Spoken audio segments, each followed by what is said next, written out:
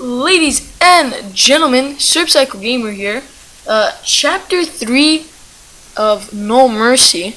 We are one chapter away from finishing No Mercy.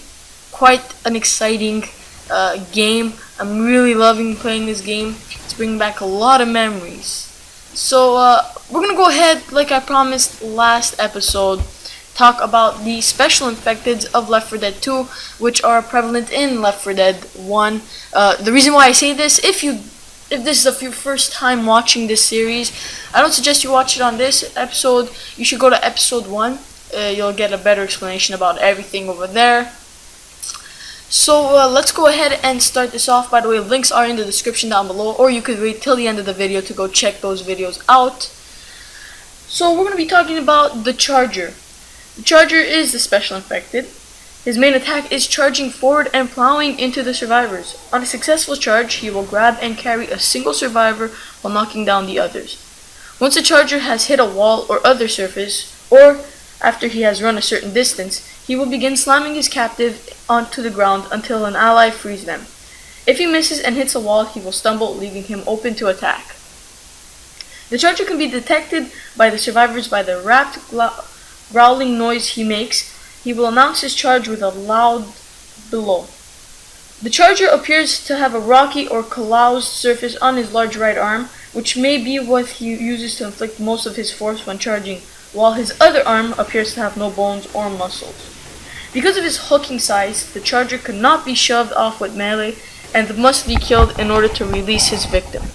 If a survivor has explosive rounds, they will dislodge the Charger from the survivor and stumble him to stand back up, making the Charger a deadly foe in cramped hallways or near high passageways. He is also the strongest and most durable of the infected, including the tank and the witch. Additionally, his melee attacks are very strong and can easily incapacitate or weaken a survivor, but he is very easy to kill if you make him stumble. The Jockey. Jockey is as well a special infected that appears in Left 4 Dead 2, but in the Left 4 Dead 1 DLC as well. He is a small infected that attacks survivors by clinging to them from behind and literally riding the survivors while attacking them. He can shift his weight around and cause the survivor to stumble in his desired direction, giving the special infected a type of control over the survivors. Survivors who are being ridden by the Jockey can attempt to resist the Jockey, which will allow other players a chance to catch up and knock the Jockey off. Jockey could ride survivors into dangerous situations such as into natural hazards, witches, or other infecteds. A Jockey can also pull a survivor off a ledge, which you could see happen in a lot of these maps, especially like say I'm going on top of a ledge right now. Well, if the Jockey was there, he could easily push me down and probably even incapacitate me while other infecteds come and try to kill me. The Jockey seems to have a spinal disease similar to kyphosis, giving him a hunched appearance. He also has a maniacal laugh and is constantly twitching, giving him a sort of hyperactive nature. The Jockey is a bit of a harder infected to kill, and as you've seen from the picture, it's because he's very small and fast. What Jockey kind of reminds me of is in Black Ops 2 Zombies campaign, there is the zombie that goes onto your head and starts scratching you. Except that this Jockey is quite more annoying because he also has control over you, and if you're not able to fight back, like they said, you could fall off a ledge or even off a map, and that kind of sucks. You won't be able to finish off the game or anything. He is a bit of a harder guy to kill. That's just the unfortunate reality. And it is because he is very fast and small. Let's move on to the Spitter. I call her Spitter Goo. She is a special infected as well. She is the skinny girl that pukes out acid. She possesses the ability to spit a green ball of acid from long distance, which upon hitting the ground will expand into a large puddle and damage any survivor who makes contact with it. After spitting, however, the Spitter is temporarily paralyzed for a second, giving the survivors a chance to kill her. So basically, after you get spat on, or she just spits and you get to avoid the spit, she is paralyzed, making her as easy to kill as Boomer. If you remember Boomer, that big fat zombie, all you have to do is shoot him once in the stomach and he dies. Well, it's pretty much the same thing with her, except that she is a bit more damaging than Boomer is. The longer the survivor stands in that puddle, the more damage the survivor takes from the goo. The ability allows the spitter to aid other special infecteds, as you're gonna see in a few moments here. Basically, what she does is that she is able to incapacitate you while other monsters are other special infecteds are there to kill you. She aids many monsters, but usually when she's there, it's a sign that the tank is on the way. She aids tank a lot within the Left 4 Dead 2 campaign and Left 4 Dead 1.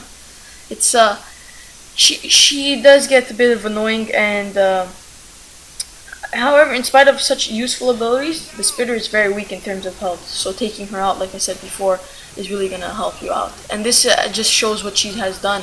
She basically put me in that puddle, pretty much lowering down my health so badly, allowing Tank to incapacitate me right away. Thankfully, my teammates were able to take him out very easily, and it's definitely a tougher person. When you see her, you really have to be careful. She could go ahead and cause quite a bit of damage to you and your character. Upon death, the spitter does leave a similar smaller kind of puddle that has the same effect on the survivors. So you might not want to kill her with melee, because you are going to get affected once again, especially if your health is low and all your teammates are dead. Just try to shoot her down and wait a few seconds before crossing. She is a bit of a harder one to avoid getting injured from. There's a lot of other creatures that are easy to avoid getting damage from, but she is not one of them. She's very hard to get away from, especially with damage. So last episode we did talk about the witch.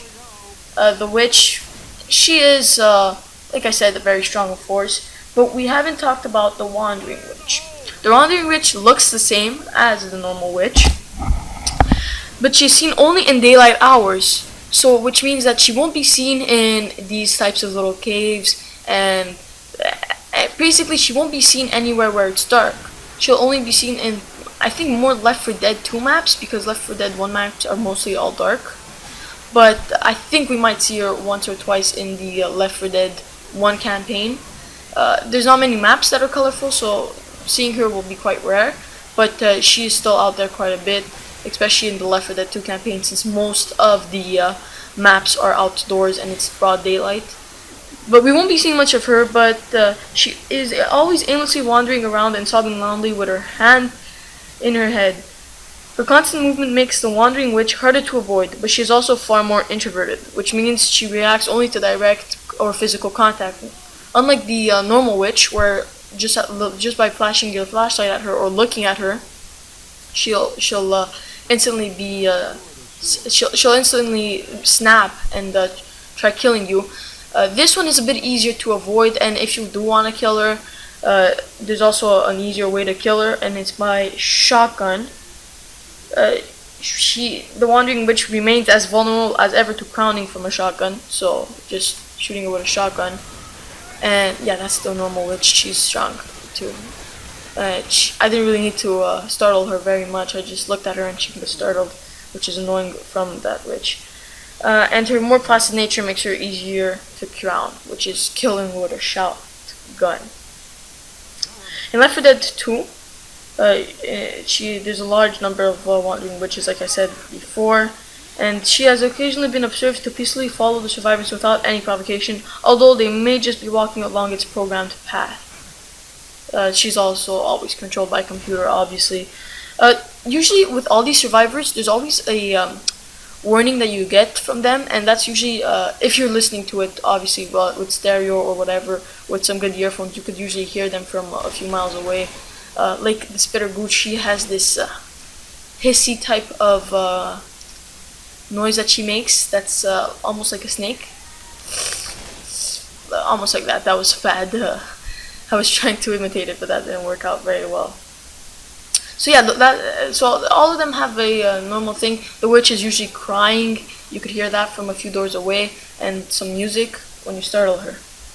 We did talk about Tank last episode, but not really in depth. We did say that he was the biggest and the strongest of all infecteds, but what we don't know is that he is reasonably fast, only slowing if hit with large amounts of atomic weapon fire and when lit on fire. Like I did last episode where we killed him with fire. It does help a lot killing him with fire. Uh, he is the only playable controllable boss infected. If any survivor at 40% or above health, including health gain from pain pills or adrenaline shots. Adrenaline shots are the shots that you get that you can put on your character, and they'll make him a bit faster and be more resistant to the zombies, the infected. And so yeah, if you want to avoid him or avoid him temporarily, then you usually want to take your pain pills. Like right now, you can see I'm at 37 health. Yeah, well, I won't be able to outrun him. He'll be able to kill me very easily. The tank has incredible strength and resistance. His punch can send survivors flying, rendering them temporarily defenseless, and in expert mode, like I am, he could instantly knock you down to incapacitated mode. Like we said, tank is also gives you a warning a few seconds in advance with his loud groaning noise and hitting of the objects, and his music, which is you'll know that it's Tank's music. I don't know if I could put it in here for copyright purposes, but yeah, guys. So that's pretty much it for the monsters, for the special infecteds. Now that we covered all of that, I think next episode we're going to be talking more in depth about the gun and the character controls that you should be using for which maps, and the uncommon infecteds.